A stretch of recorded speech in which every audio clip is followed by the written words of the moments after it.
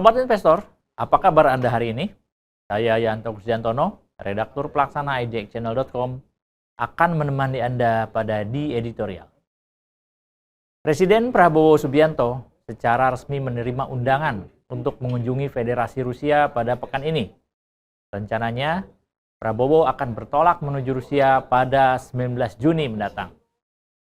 Kunjungan tersebut merupakan bagian dari safari internasional. Saat ini, Presiden sedang mengunjungi Singapura untuk melakukan pertemuan diplomatis. Di Singapura, Presiden Prabowo akan menemui Presiden Tharman Shanmugaratnam serta menghadiri forum bilateral tahunan bertajuk Leader Retreat bersama Perdana Menteri Singapura Lawrence Wong. Dari Singapura, Prabowo akan langsung berangkat ke Rusia dan menjadi pembicara utama pada St. Petersburg International Economic Forum atau SPIEF 2025, sebuah forum ekonomi global bergengsi yang mempertemukan pemimpin negara, pelaku bisnis, dan pakar ekonomi dunia. Selama di Rusia, Prabowo akan melakukan pertemuan bilateral bersama Presiden Federasi Rusia Vladimir Putin. Sebelum keberangkatannya, Sekretaris Kabinet Teddy Indrawijaya menyebut kunjungan Presiden Prabowo ke Rusia sangat strategis untuk memperkuat kerjasama dan kemitraan komprehensif kedua negara. Hal ini menunjukkan bahwa Indonesia adalah negara besar dan semakin dipandang di mata dunia di tengah berkembangnya tantangan global. Sobat investor, Rusia merupakan salah satu mitra perdagangan strategis dengan Indonesia saat ini. Apalagi berdasarkan dari data Badan Pusat Statistik dan mitra dagang Rusia, volume perdagangan antara Indonesia dan Rusia telah meningkat hingga 80% selama 5 tahun terakhir. Pada 2024, nilai perdagangan dua arah telah menembus 4,3 miliar dolar Amerika Serikat. Sebelumnya, pada 2023, nilai ekspor Indonesia ke Rusia tercatat sebesar 912,9 juta dolar Amerika Serikat. Sedangkan pada Januari 2025, nilai perdagangan telah mencapai 403,6 juta dolar Amerika Serikat. Jika dihitung dari Januari hingga April 2025, Indonesia telah mengimpor lebih dari 500.000 ton bahan bakar minyak dari Rusia dan lebih dari 50.000 ton nafta. Ini menunjukkan adanya diversifikasi sumber energi. Karena itu, sangat penting bagi Indonesia untuk menjaga kemitraan dengan Rusia, meski saat ini Rusia sedang mengalami tekanan global dan sanksi terhadap energi Rusia di pasar Eropa.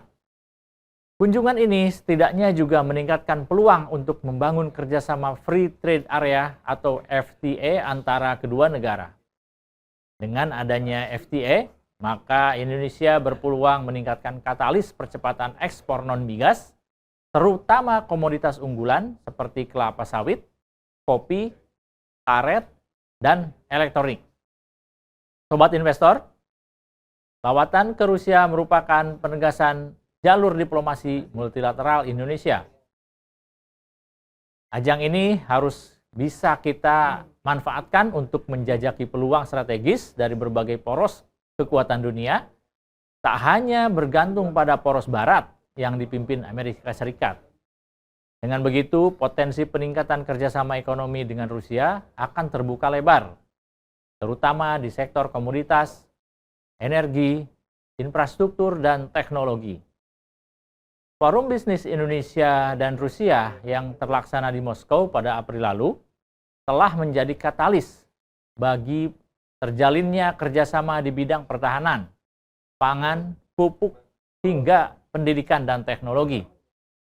Namun kami mengingatkan agar adanya kejelasan struktur hukum dan logistik, agar dokumen perjanjian yang ditandatangani tidak berujung pada proyek yang mandul atau hanya simbolis mata. Oleh karena itu, kami memberikan masukan ke dalam 3 poin yang harus menjadi prioritas pemerintah ke depan dalam memperkuat kerjasama dengan Rusia. Pertama, soal kepastian terhadap regulasi perdagangan dan insentif investasi. Kemudian yang kedua, diversifikasi produk ekspor agar tidak hanya tergantung pada sektor komoditas. Dan yang ketiga, penguatan diplomasi ekonomi yang tidak mengganggu hubungan Indonesia dengan negara lain, khususnya mitra barat dan kawasan regional. Sekali lagi, kami memandang kunjungan kenegaraan ke Rusia ini bukan sekadar tatap muka diplomatik. Apalagi patut diingat agar Indonesia tetap menjaga keseimbangan politiknya secara geopolitik, serta kedekatan antara Rusia dan Amerika Serikat ini tidak menciptakan tekanan pada hubungan Indonesia dengan negara-negara barat, termasuk peran Indonesia yang telah menjadi bagian dari forum multilateral seperti BRICS. Namun, menjadi langkah strategis untuk menegaskan arah kebijakan luar negeri Prabowo ke depan. Indonesia butuh mitra dagang dan investasi yang kuat, namun juga membutuhkan strategi diplomatik yang seimbang agar dapat bermain di berbagai kawasan tanpa terjebak pada politik blok. Kita nantikan kerjasama baru apa nanti yang akan dihasilkan dalam pertemuan antara Presiden Prabowo dan Presiden Putin pada 19 sampai 20 Juni mendatang. Sobat investor, pantau terus berita ekonomi, bisnis, dan pasar modal di IDX Channel TV, idxchannel.com, dan media sosial IDX Channel. Demikian di editorial. Saya Yanto Kristiantono, pamit undur diri. Sampai jumpa.